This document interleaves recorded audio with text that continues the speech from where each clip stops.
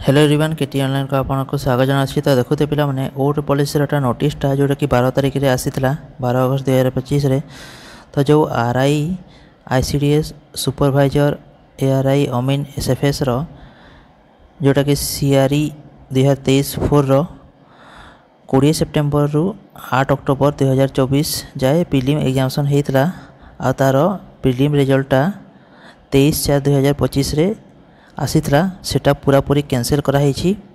तो एटा पुणी फ्रेश रे पिला माने प्रिलिम एग्जामिनेशन जिते पिला ऑनलाइन करथिले पूर्वर समस्ते दे पारिबे। तो तार प्रिलिम एग्जामिनेशन शेड्यूल कराई अक्टोबर स्टार्ट हेबो नवेम्बर जा चलिबो 2025 आउ एटा कंप्यूटर बेस्ड एग्जाम हेबो सबु डिस्ट्रिक्ट रे।